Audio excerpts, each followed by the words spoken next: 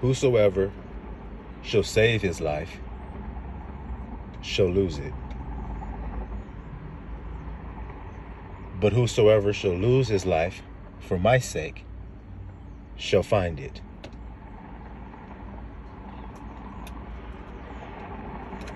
Now, I know a lot of people automatically, when they hear that, they think about the physical act of dying. And when a person physically thinks about dying, when they hear that, they prove that they're not spiritual.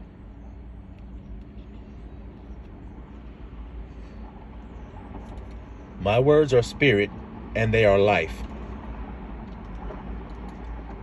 So then, what do these words that are spirit and life, what do they mean when he says, whosoever shall lose his life for my sake shall find it?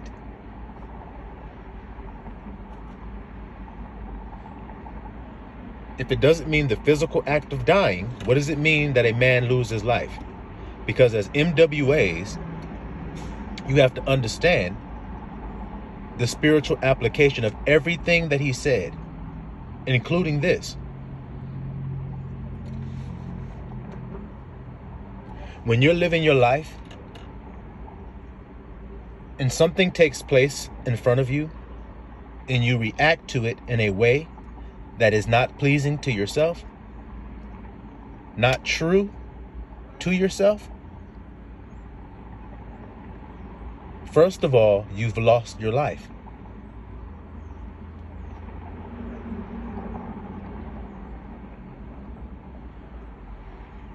Now, do you notice that you're still standing there breathing and everything? So you notice how the grandson is explaining it to you? But you have indeed lost your life right then. I'll give you an example.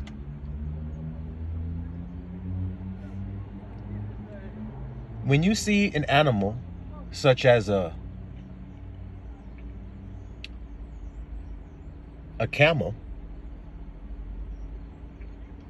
and you see him living out in the desert, you notice he has a hump on his back. Now, we all learned why the camel had that hump back there. It's so that he can collect water in that hump and store it there while he's out in that dry-ass desert where water is scarce. So he can survive for a long time without a water source, because his water source becomes that hump on his back. See that there, little flock? That's a design Abba gave him for the environment he put him in. Now, if that's the case with the camel, then it's the case with everybody else and everything else that he made, including you. The different peoples of the earth are conducive to their own environment. But some of the people that think they're clever try to change their environment and take other people's environment for themselves. So it's like the camel I mentioned, instead of being in the desert, he said, you know what? I'm tired of this. I'm tired of being out here in the desert. It's so boring. There's nothing to do out here. So I think I'll go live in the rainforest. That's where I think I'll go live. Well, at least let's see how long Joe Camel gonna last before he gets smoked. Let's see. You ain't conducive to that environment, man. Your feet are made to walk on sand. Look how your feet look, Camel. You got toes and everything. Oh, yeah, I do. Yeah, you notice that duck over there? You notice how his feathers are waterproof? Now, is he a waterfowl? Yeah, he is. So then, is it a surprise or a stretch that he's waterproof like that? Well, no, not really. Had you looked at his feet? Yeah, I sure did. Are they webbed? Yeah. You ever seen flippers when you go swimming? Yes, I have. Are they webbed? They're just like that duck's feet. Why? You don't wear the flippers to go run a marathon, do you? No, I don't. I only wear them when I'm swimming in water.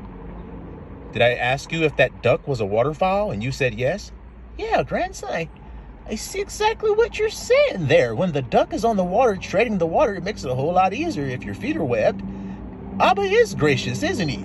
Yep. So then, so is it with you.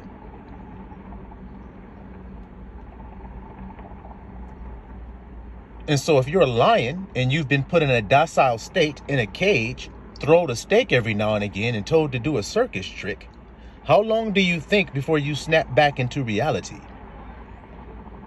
Well, the snap back is now, little flock. Now, I've already told you about the traveling that we've been doing. I hope none of you have forgotten where we've come to, because there's only one stop left. Do you see it? And that one stop is the end of your transformation through the body that we've been traveling. Don't you see it? The last stop is the crown. When you receive the crown, you are now sovereign. Have you noticed my messages lately? Now, in order to be a sovereign, you must rule over all nations with a rod of iron. Is that not written? Yes, it is. So I'm going to help you understand what it means about ruling all nations with a rod of iron.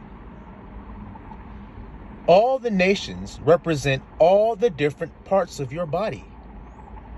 If you can't rule it, then you can't rule anything outside of yourself. So do you notice where we have been traveling? See what I'm saying to you, little flock? We're traveling where we're traveling because the master told us to. Didn't he tell us where to go? Didn't he tell us where the kingdom is? So if the people are being liberated and being just like Moses and the children of Israel, they're being liberated out of bondage and being burnt to a promised land, then it's going to happen spiritually in the last days, isn't it? That's a spiritual exodus that must take place in the last days. Who is the Moses that's going to lead the children of Israel out of their bondage? It's the servant whose name is the branch, who is a high priest. And is also a king. So do you see how that goes there? That's what the prophecy states. That's the Moses that's going to lead the children of Israel in the last days spiritually. That's why his name in the scripture, the name that's the servant whose name is the branch, his name there is called Joshua. The same name as Christ. Skeet-a-lee-lee, I'm gonna let that simmer in there. Skeet-a-lee-lee, I gotta let that simmer in there. Let it simmer on your ass real quick. See if you can understand what I just told you there. So now I'm proving to you that the Exodus is spiritual by telling you the traveling we've been doing. And now if we're not doing the traveling that I say we're doing, then the messages can't be what they are. Do you see what I mean? Abba is the one giving me the words. So when I say, hey, we're here now, then the messages line right up with that part of the body. Now I told you where we're at. We're in the throne room, prepared to receive a crown. You have to pass the test in order to receive your crown. And don't let anybody take it from you because it's already got your name written on it. It's for you. That's why Paul said, henceforth is there laid up for me. Laid up means it's put there prepared for me to put it on my head. He said it's laid up for me a crown. Isn't that what he said? Yes, that is what he said. So then I'm explaining that to you right now. It's to be found inside of you, not outside of you, because if you don't find it inside, then you'll never find it outside. That's the way it goes. Christ said, clean the inside of the cup, then the outside shall be clean also. Did he say clean the outside? How did he say the outside gets clean? By cleaning the inside. So the only work that needs to be done is where? Skeet-and-dee-lee, can they understand me? Yeah, yeah. So the time of that transition is now to receive the crown. I told you, in order to receive it, you must overcome. Is that not what's written? So then there's a test that's going to take place, or an hour of temptation that I've always told you guys all about. Do you see it? And we have already been enduring it. You may hear that, and like I said, people carnal ears hear hour, and they say, okay, that means 60 minutes. So there's going to be 60 minutes of time. Unexpectedly going to come, and I'm going to be tested. And then after that 60 minutes is up, I'm going to get my stop clock and everything. After that 60 minutes is up, then it's over. No, that ain't how it go. Did you not read where it says that to Abba, a day is like 1,000 years, 1,000 years is like a day?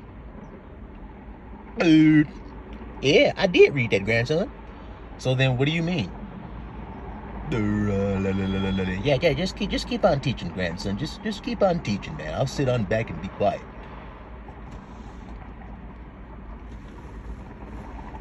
The time is now, men wondered at, for you to prove your ilk. Prove where you're from. You have to stand in the face of great adversity in order to prove that. Now, in order to stand in the face of this adversity, you have to rule all your nations with a rod of iron, because they're going to react. If you're paying attention, then you'll hear exactly what the grandson says, and you'll think about yourself, and you'll be like, he's just telling me the truth of what's going on inside of me.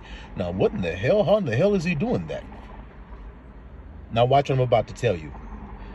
There are times when something will happen, you will feel your stomach sink or your stomach drop. There are other things that will happen. You will feel your heart race and your heart rate will increase. There are other times your breathing will speed up or be halted. There are other times you may feel like you have to use the bathroom. It's because of tension, and it's because of temptation, stress, testing. That's why your body responds in these ways. Well, you notice these are different parts of the body that are responding. Not just your heart rate increases, not just your breathing changes, not just your gut feels like it's falling through your ass, not just you feel like you got to get on the toilet and take a number 2 now, you feel like you got to piss in every damn thing because of the anxiety. You see it? Anxiety means the testing. Your state of being, ideally, is calm, serene, and peaceful. So then, every temptation, if you listen to the grandson clear, you'll see. Every temptation is trying to affect one of those parts of your body so that you will not be calm. Like I said, your heart rate increases. Does that mean you're staying calm, or does that mean you're coming out of calmness? Come on now, look at that. Look at that Lego connect. If your breathing starts to get all halted and all choppy and everything, what does that mean? Does that mean you're getting calm, or does that mean you're getting out of calm? Now, the thing that's getting you out of calm, that's making your heart rate increase, your lungs and everything, all getting all crazy and everything, your ass about to fall off and every damn thing, all them feelings that get to happen, weak all in the knees and everything, as the Bible calls it, feeble knees. When all that gets to happening, is it because of something that took place outside of you? You saw something and then it affected you, or you heard something? I'll give you an example.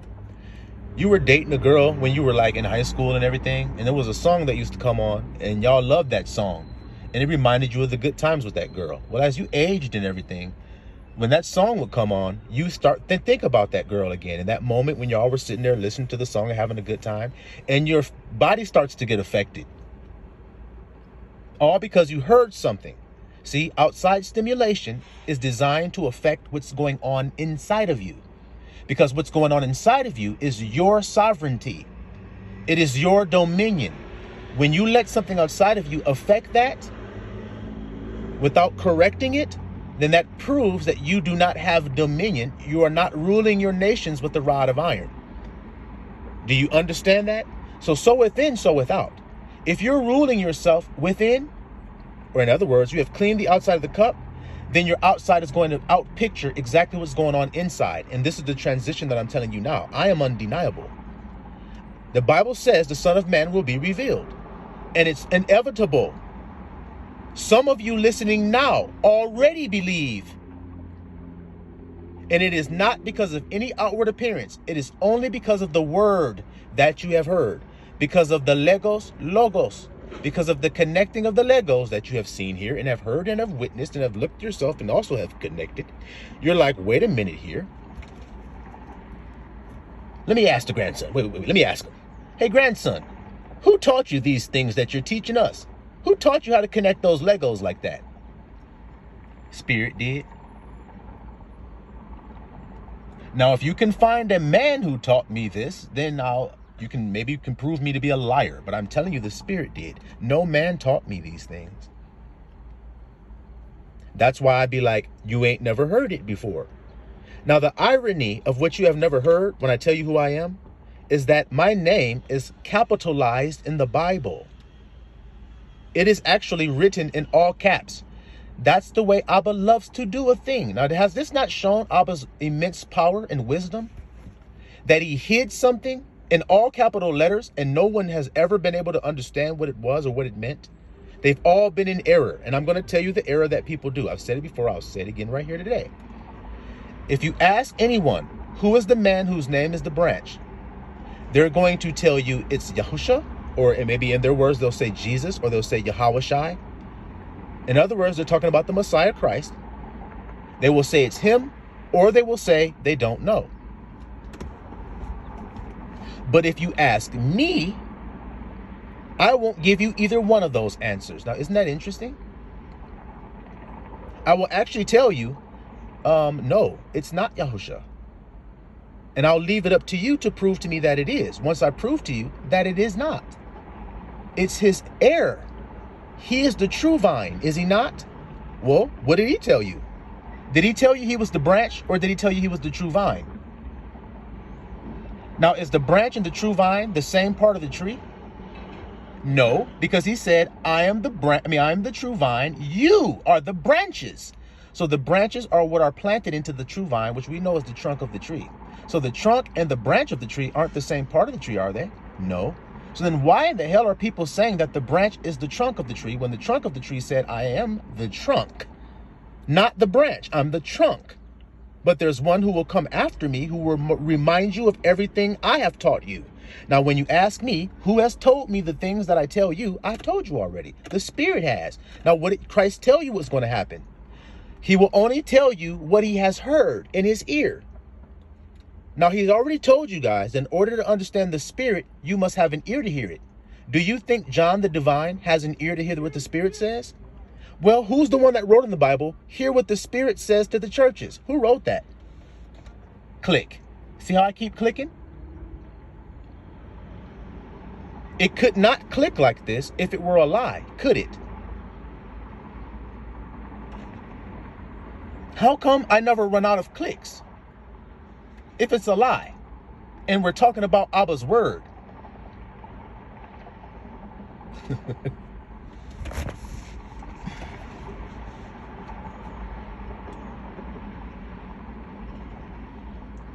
So as I've stated, this time is the time of transition. The time of things where you felt that you've been held back. You have felt ostracized. You have felt ridiculed. You have felt all kinds of wrong thoughts of I am. That's all fading away now. It has to, if you're in the throne room where I've told you that we are. You either have to leave and reject your crown, or you will stay and receive it. It's really that simple. Because there's only one more place to go, isn't there?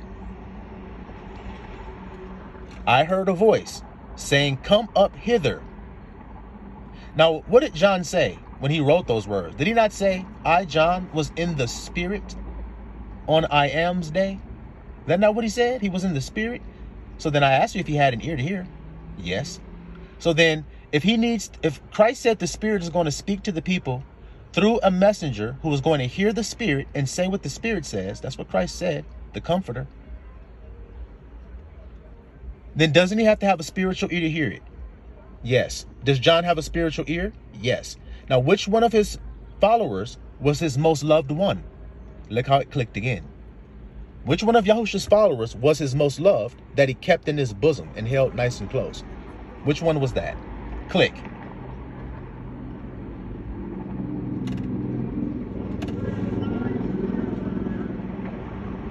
The same one that was in the Spirit.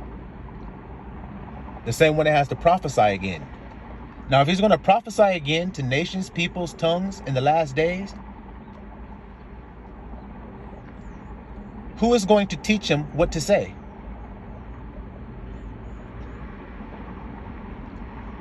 My question to you guys right now, like I said, we're talking about some very interesting things here. My question to you guys right now, who's the last prophet? People be on the earth, Muhammad and Al-Arbirda and all these other weird ass names and every damn thing. Isa Al-Agida and all this other shit. Who's the last prophet according to the scripture? One has to come and prophesy again. Not many. One has to prophesy again in the last days. So we know there's going to be one last prophet sent back. Do you think it's the one Christ chose? Or do you think it's the one men chose?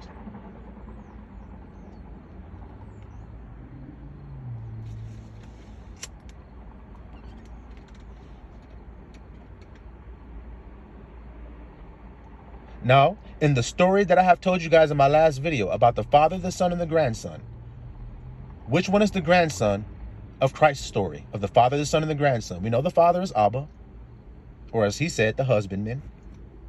Christ is the true vine. You see it? Who's the branch? Could it be the one in his bosom? In other words, the one planted into him? Yep. Now, do you think the Spirit told me this to tell you guys? Or do you think I made this up? Or do you think I'm wrong? I'm here willing to take all offers, guys. I ain't running from nobody. As you can see, I'm very bold. I'm not running from anybody.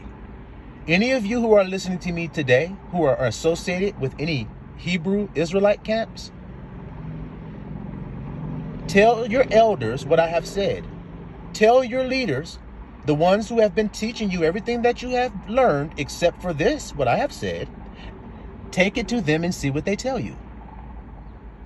See if they don't call out blasphemy. See if they don't throw my name out as evil. See if they don't seek to try to find a way to find a chink in my armor to try to catch me up and find me slipping when that had never happened. But they don't see if, let's see if they don't try to.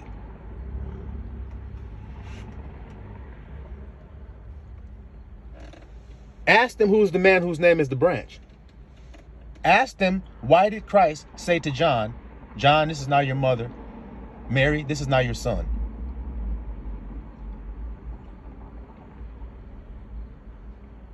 Why was it written that the mother of James and John said, let one sit on your right hand and one on your left hand when you come into your kingdom? And Christ said, it is not for me to designate that spot.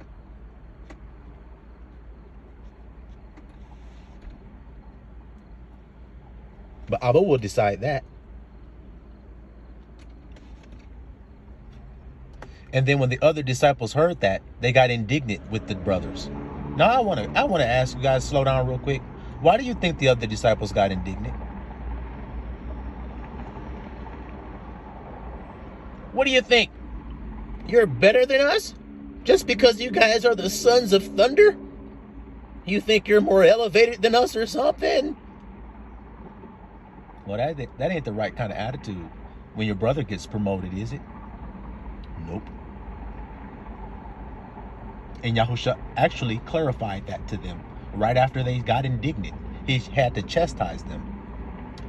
My question is, why do you think that all had to take place, guys? He said the greatest in the kingdom is your servant. So that means John is a servant to his brothers. Isn't that what I've described my life is to you guys? See how it all connecting like a Lego?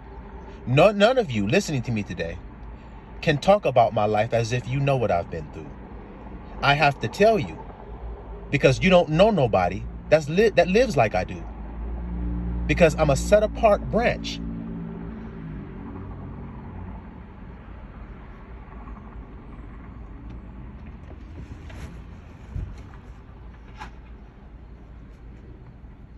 This is a whole new lifestyle I'm describing. It didn't exist until the branch sprouted. And now it's being offered to you. It's called the kingdom. Y'all must have forgot that when they rejected the Messiah, that they rejected the kingdom. And the kingdom doors were closed to them, and they fell into great distress and captivity.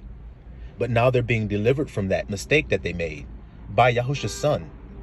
Because the one that you reject will always send his son to you. Let's see what the son himself said.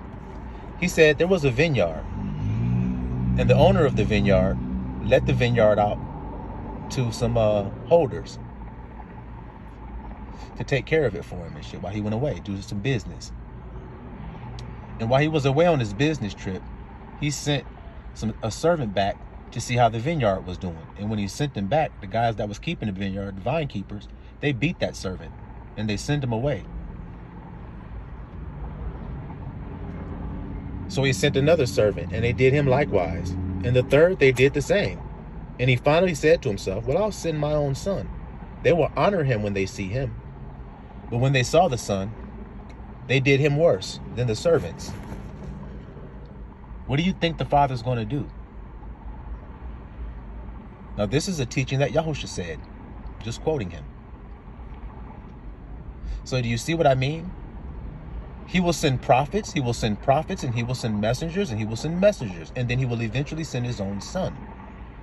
So since Israel rejected Christ and fell into captivity, he has sent messengers over all of these hundreds of years to get them to repent and to turn back to their power, which is I am. And every time they try to, the enemy comes down on them very hard. The outside world, in other words, what I mean, comes down on them hard. So to explain this so everybody's eye can understand what I mean, you have a nation of people, Israelites, Negroes, with Negroid hair and Negroid features and whatnot. And they are ridiculed by the world for that. In other words, for the copper color of their skin, they're ridiculed by the world for that. They're called darky, they're called blackie, they're called tar baby, they're called jigaboo, they're called spook. You see all these misnomers and bywords that the whole wide world has come in confederate to agree to call you? Psalm 83 told you that would happen. It already happened. But you got these fools on the earth that are telling you that Psalm 83 is happening right now. It already happened. That's why Israelites are scattered already to the four corners and the four winds of the earth. That's why it already has happened. Now there's nothing left to do but to gather. And this is what the Father promised. He called it the good thing that he promised to Israel. Israel will not be redeemed from their captivity until their king comes to redeem them. Do you remember when Moses came and then they said to Moses, who made you a ruler? Do y'all understand the word ruler? They said, who made you a ruler and a judge over us? The Bible says Abba made Moses a ruler and a judge. So who was the ruler over Israel during Moses' time? So then in the second Exodus, will Abba send a ruler? In other words, a king? Well, he said, I will perform that good thing that I promised to Israel and to Judah. I will raise up to them a righteous branch from David. See, I was always going to come back to that bloodline that was stamped out. The kingly bloodline that God promised to the nation of Israel, which is David's bloodline. Abba said, you will not want to have a man to sit upon the throne. That means lack. David, you will never lack one of your descendants to sit on the throne. So when we fell into captivity, David's descendants were not sitting on the throne. But Abba's promise said that they would. So the world couldn't change that, even though they tried to. This is why Abba says, why do the heathen rage? And imagine a vain thing. What was the vain thing they were imagining? To cut the grandson of God off. Let us cut Israel off. That the name of Israel be no more in remembrance. So then let's go back to the beginning of the Bible. I've told you guys the grandson story. Was the first priest, high priest of Melchizedek, or of righteousness, named Abel, was he cut off? That his name would be cut off and never remembered again? Yes. So he seemed to be an insignificant thing that God made. A vain thing God made. That's why his name means vanity. It seemed to be that it was in vain that God made him.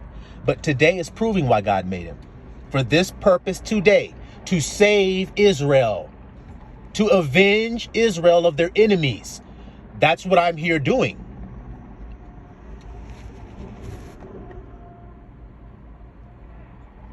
Your enemies are not better than your king. All you have to do is by faith believe the word that has been spoken unto you. That only can come from above. The words that I speak are spirit. I always prove it to you by telling you the other breakdowns that are not spirit, to prove to you when I tell you the spiritual one that is totally different from the carnal ones, right? How am I able to go back and forth like this? The Bible tells you how. The Bible actually tells you how that's possible.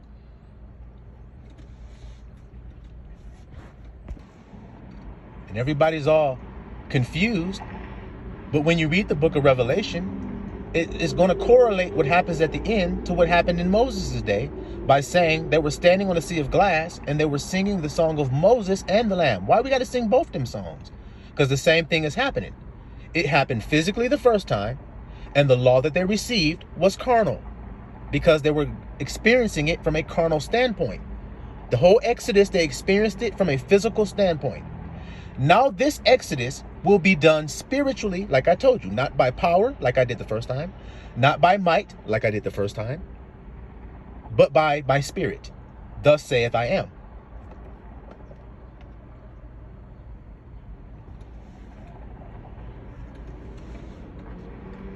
And if it's spirit, then it must be a traveling doing within. Now at the School of Marvelous Light, is that what you're seeing? Now, are you seeing that movement being done anywhere else with any other camp? Or are those camps stagnated, waiting for the return? Praying for power to come down on them. And when it comes, then we're going to do something, brothers.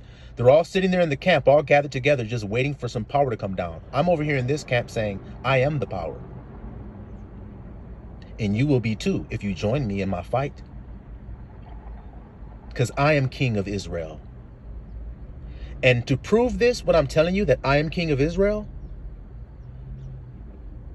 the nation that you've been told is Israel, are they now being found out to be liars? As the branches rising up saying, I am the king. I am the rightful heir to the throne of David. I am.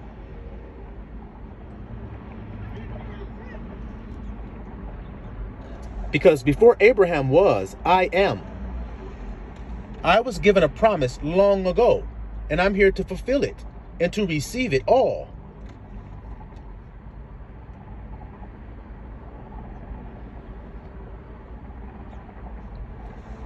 Paid in full. That's how it is when you know you have an inheritance waiting, isn't it? You rubbing your hands together like baby every single day. Oh man, I can't wait for that check to come on through. You said when I turn 18, I get all of that shit. Ooh, Lord, I can't wait till I turn 18. Good gracious. And ain't that the way it is? And so it is here with this little flock. Why do you think they fought so hard to take your identity away if your identity isn't powerful? If the truth of who you are isn't devastating to them, why'd they work so hard to take it from you then? Because of what I'm telling you today. Imagine if I had accepted what they told me I was and not who I'm telling you I am. Imagine if I accepted the lie.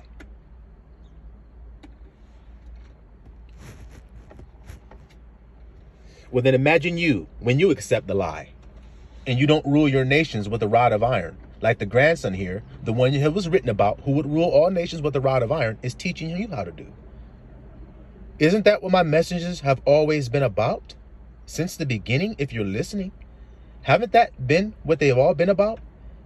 It's how to stop focusing your energy on what's going on outside of you and focus it on what's going on inside of you, and learn how to bring that place to a calm, peaceful state of being so that now you can conquer.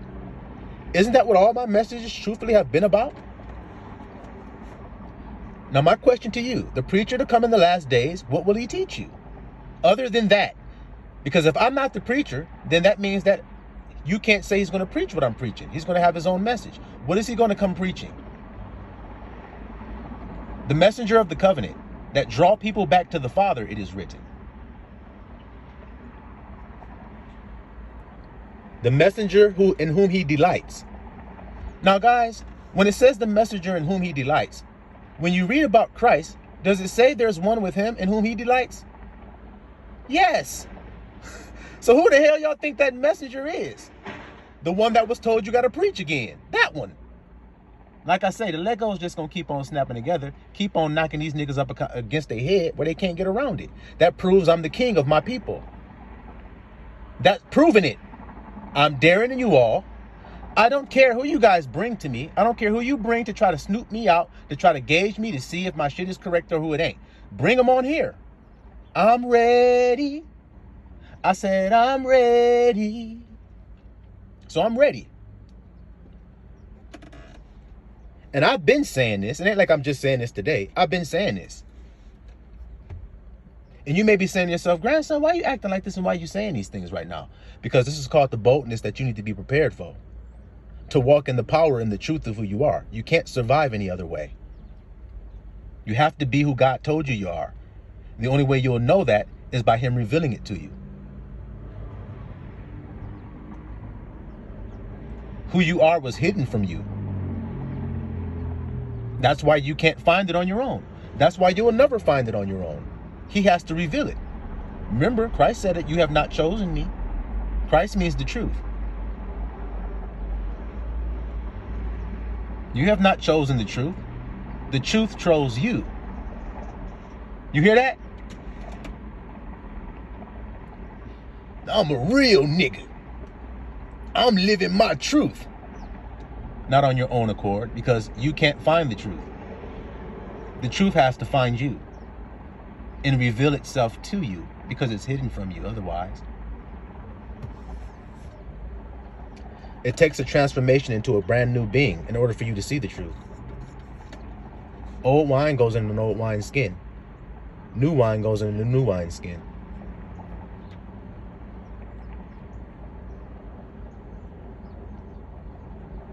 So new information goes into your new body. So once the new information goes into your new body, what happened to the old information in the old body? I told you about the cicada. I told you about the serpent. What happened to the serpent's old body?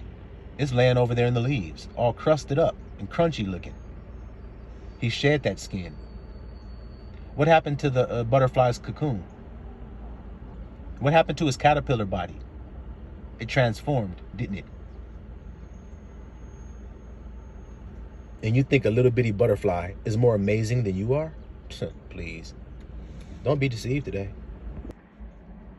Now, before I end this message, you MWAs, since we're called to walk by faith as seraphim, to cover our eyes and cover our feet as we travel and fly, since we're called to walk that holy, holy, holy path,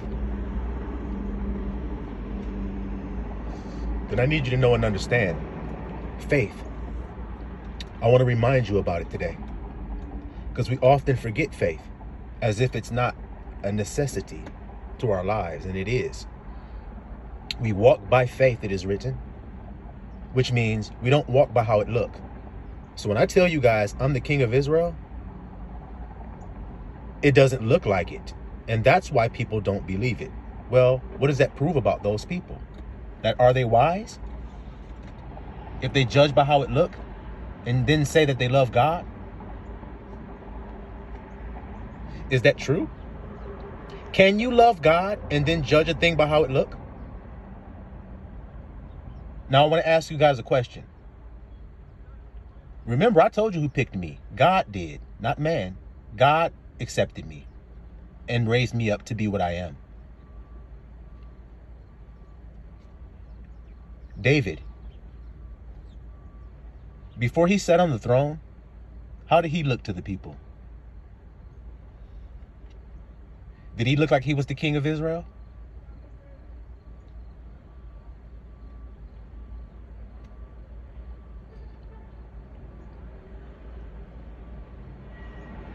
Now, I want to remind you of what the prophet Samuel said when he was sent to anoint David king of Israel. When he was sent to anoint David king of Israel, he saw David's brother first. I want you guys to sit there and think about that for a minute.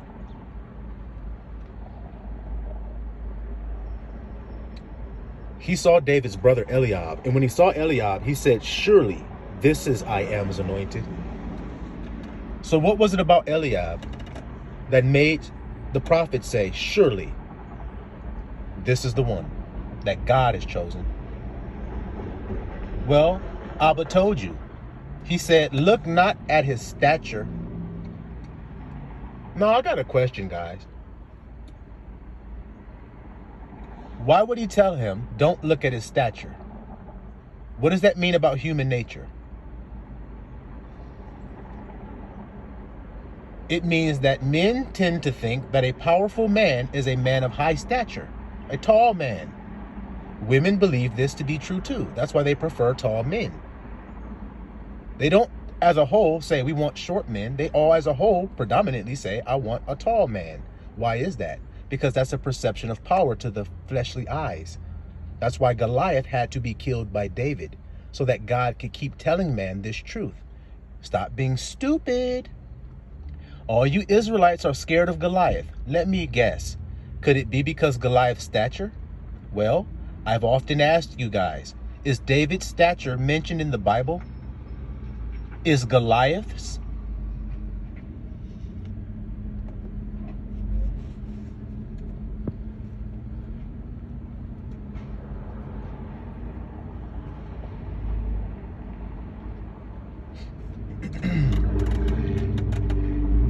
I keep proving it over and over and over, guys. Don't judge by appearance. Israel was judging that they were in a terrible case because they were looking at Goliath. David didn't see that when he looked at Goliath.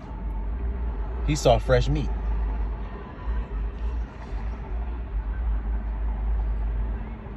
He saw a fallen champion when he looked at that giant. But as we know, they didn't think that David was the king by looking at him. You have to look at his heart. Now, to know a man's heart today, you have to look at what he works at every day. That will show you a man's heart. Because men labor. That's what they do. They work. So what a man's work is determines the state of his heart. Abel's sacrifice, the grandson I keep telling you about, his sacrifice is his own life.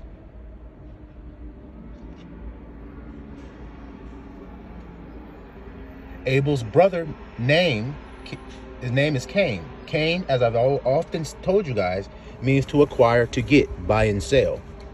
See how come you guys can't buy or sell without his mark at the last days? So if he's mentioned and coming in the last days to force all the world under his rule, who is he trying to usurp authority from? Once you answer that question, this checkmate everything that I've said to anybody else who thinks I'm lying. My question to you guys right now, and you can put it in the comments, timestamp this question and put your answer in the comments. The world is talking about the Antichrist and everything. You know the beast is written about him, that his number and everything and the number of his name. You guys know about that. Doesn't it say you can't buy or sell unless you have that mark? Now, haven't I showed you the mystery of whose name that is? His name means to buy and sell. You can't buy and sell without his name. Can't you see it? That's Cain. Now, if he tries to put the whole wide world under one rule, isn't that what he's trying to do? Isn't it? So that means he's trying to usurp then, isn't he? Is he the rightful heir to the earth? So then he's trying to usurp it from who? That's my question, guys. Who is he trying to usurp the earth from? There's only one man you can say. You have to say his name is Abel. So that means Abel is obviously here for his inheritance. Isn't that what it means? He's going to rule all nations with a rod of iron. Isn't that what it means? If Cain is here trying to usurp it, he's not trying to usurp anybody else, is he? I told you, put your answer down there. Who is Cain trying to usurp? Because you have to admit he's trying to usurp rulership of the earth. In the very last days, y'all call him the Antichrist. You can't do anything without the mark and the number of his name and all that shit, right? So you know who it is. I've exposed to you who it is by telling you the mystery of his name. So then, who is he trying to take it from? You guys got to admit it. So then everything I said is being proven over and over and over and over and over again. Just because you didn't know it doesn't mean that it's not true. How many things have you found out in life were true and you just didn't know it? Many things. This is one of those many things. It's a mystery that's been hidden since the foundation of the earth. That's what's written about it. So then it's not really a surprise that it's being revealed in its time. It had to sprout in its time. The sprout that grows, it grows from a stump, guys. A stump means the tree was cut. When do you think the tree was cut? Skeet-and-dee-dee, can they understand me? 'Cause I'm making their shit so clear, so crystal clearly. Ain't I? So I'll let y'all go ahead with y'all day-to-day MWAs. Just understanding that it's time to be a mountain. Because that's where you're at if you're here. You're in a high place called Zion. That's where deliverance is. That's what God said. That's where I brought you to. See how that's working? That's why we're here, and that's why we're going to get that crown snapped up on there, and I'm telling you how to get it. By not wavering today. By not changing yesterday, today, or tomorrow. By standing in your power. From now on and henceforth, forevermore. There's no need for you to leave that state of life and peace. There's no need for you to leave the house. So then don't. It will seem like it needs to happen at times. It seems like you're going to have to at times, but you don't. But you don't.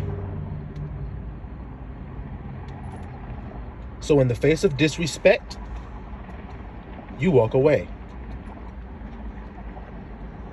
In the face of false accusers, you close your mouth.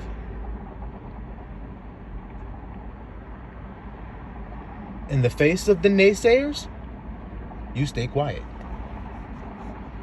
And that's how you overcome. By being who you are, even though they're going to throw everything to try to deny it. Like I'm sure is the case when I say who I am. Now, like I've told you, they have yet to come forward with their case to say that I'm blaspheming or lying or anything else, but I won't be surprised if they do it. But that doesn't mean I'm going to change when they do. And you know why? Because I watched my father closely. I stayed with him all the way into the end. So I watched him endure. So I got the understanding of how to do it. He just stood there and took it. And after it was over, he stood up again. So what did Abel do? He took it.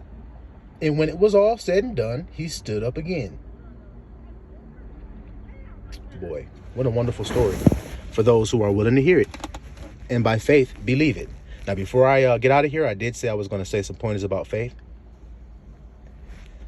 Faith is the substance of what you hope for.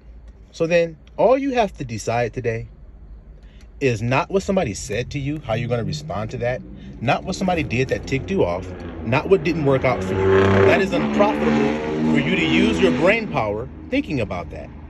What's profitable for you to think about is what you hope for. That's the only thing you need to think about. Now you decide what you hope for. So you say, okay, I hope for this to be. Now, faith means it's the substance of what you hope for. So now my question to you is, how would you feel, or what state of being would you be in if you had that thing you're looking for? Because I know how you'll be if you don't have it. I know how you'll feel. But I'm wondering, how will you feel once you have it? Because that's the substance. That's the substance. So now a man who's wise will every day look for substance, won't he? In other words, he'll search for the feeling associated with what he wants. He won't satisfy himself until he has felt the feeling. He will not be satisfied until he has felt the feeling. This is why men have an orgasm when they make love to a woman. He will not be satisfied until he releases the substance that makes the thing become. Okay, I know y'all heard me. Silawan, Mr. Allah.